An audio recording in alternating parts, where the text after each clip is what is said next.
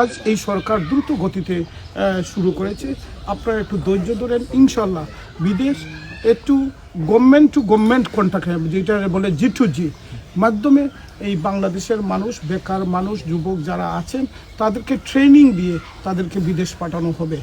যেটা বিগত দীর্ঘদিনের বিভিন্ন সময় এই যে অনির্বাচিত সরকারের কারণে মানুষের কোনো দায়িত্ব সরকারের ছিল না, এর জন্য হয়তো এই ঝুঁকিগুলো নিয়েছে। আমি আজকে আপনাদের মাধ্যমে এবং জগন্নাথপুর শান্তিগঞ্জের মানুষকে বলবো এই ঝুঁকিগুলো না নেওয়ার জন্য। আর স্পেশালি যারা দলাল, যারা এই যে যাদেরকে পাঠানো হয় টাকার বিনিময়ে যেভাবে রিস্ক নিয়ে, তাদের বিরুদ্ধে তাদেরকে সাজার আওতায় নিয়ে আনতে হবে, আইনের আওতায় নিয়ে আসতে হবে।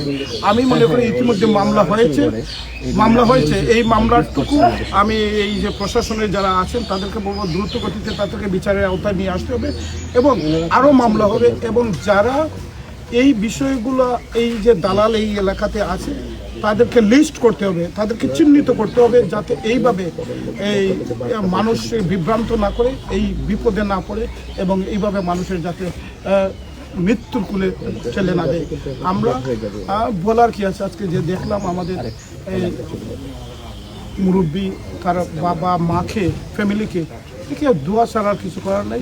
আমরা দোয়া করি আল্লাহ রাব্বুল আলামিন তাকে বেহেশত করবেন এবং তাদেরকে এই সুখ সহ্য করার ক্ষমতা আল্লাহ রাব্বুল আলামিন দিবেন। আমরাও দোয়া করি এবং আমরা এই আমাদের সরকার, তারেক রহমানের সরকার, এবং আমরা সবাই তাদের পাশে আছি, সান্ত্বনা দিয়েছি, পাশে থাকবো ইনশাল্লাহ। আপনাদের মাধ্যমে সচেতনমূলক আমি যারা এই এলাকার বিএনপি নেতৃবৃন্দ আছেন, সুনামগ্রস্ত হয়েছিলেন, আমাদের এই সদস্য রয়েছে জেলা বিএনপি আব্দুল হক সাহেব সহ, উপজেলা বিএনপি আব্দুল মুকির সাহেব সহ অনেকেই, জগন্নাথ থানা পুলিশ কর্মকর্তা সহ যারা এসেছেন সবাইকে বলবো আমরা কিন্তু সচেতনতার সহিত সবাইকে সচেতন করতে হবে এইভাবে, যাতে এই আমরা বিদেশ না পাঠাই, এই বিভ্রান্ত না হয়। এই জিনিসটা সচেতন আমরা সব জায়গায় বলতে হবে। আপনারা আমরা বললে মানুষ সচেতন হবে, এই রিস্ক নেওয়া যাবে না, হবে না। একটু ধৈর্য ধরতে হবে। আমাদের সরকার এইটা বিদেশ পাঠানোর জন্য সব প্রক্রিয়া শুরু করেছে এবং 5 বছরের মধ্যে 1 কোটি বাংলাদেশের মানুষ আমরা বিদেশে পাঠাবো ইনশাল্লাহ।